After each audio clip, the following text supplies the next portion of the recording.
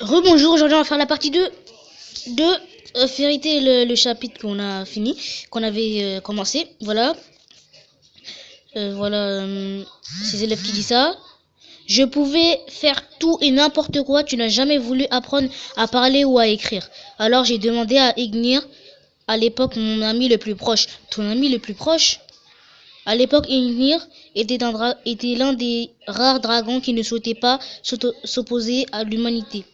Je l'ai rencontré par coïncidence alors que je cherchais des herbes médicinales. Des herbes médicinales pour sauver Natsu. Ignil a proposé de t'apprendre la magie des Dragon Slayer. Ignil, Kalitana et les autres avaient conçu un plan. Élever des Dragon Slayers, se classer dans leur corps de ces mages ou travers du sceau des âmes dragoniques. Ce faisant, il leur serait possible de voyager vers le futur. Donc ils mourraient pas, ils rentraient dans le corps des chasseurs de dragons, ils mourraient pas quoi. C'est pour ça à un moment, si vous avez regardé l'épisode de 264, quand tous les chasseurs de dragons ils étaient bizarres, Natsu il regardait ses souvenirs, après Ignir il est sorti, il a vu Ignir, après il y avait tous les autres dragons ils sont sortis, il y avait tous les autres dragons, des chasseurs de dragons, c'est ça. Là, tout cela pour c'est l'objectif de vendre Acnologia. Mais pourquoi voyager vers le futur? Tu pourrais te demander. La puissance des dragons allait en s'affaiblissant car les champs d'Eternano n'étaient pas assez denses pour leur permettre de récupérer leur force. Il leur fallait voyager vers une époque avec un champ abondant pour dissiper le chaud des âmes draconiques. Ils ont donc choisi 5 enfants pour mettre ce plan à exécution. Donc s'il détruit pas le livre, Natsu il est... Attends, dans la partie 1, si on détruit pas le livre, Natsu il est immortel.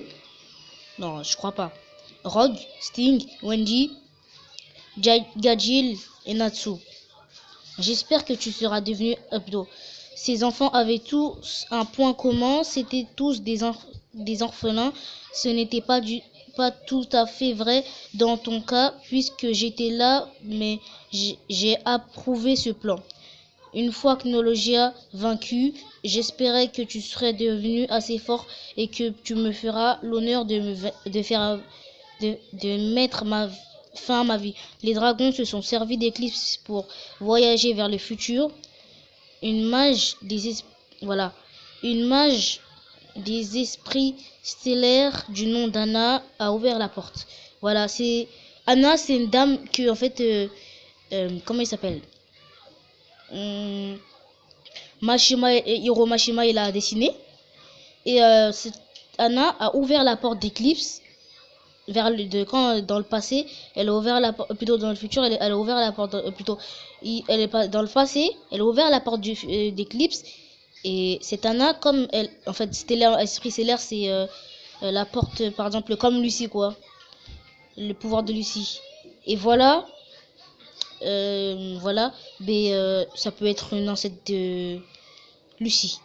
Il n'avait pas décidé d'une date exacte à laquelle arriver dans le futur. C'est le clan d'Anna qui a choisi cette époque. En adéquation avec le plan des dragons, le champ d'Eternano y est particulièrement dense. Il ne reste pas beaucoup de temps. Et dans le futur, une mage des esprits stellaires, du nom de Layla, la mère de Lucie, a ouvert la porte d'Eclipse. C'était le 7 juillet 777, le jour où toi et les autres avez cru que vos parents avaient disparu. En réalité, c'est le jour où vous êtes arrivés dans cette époque.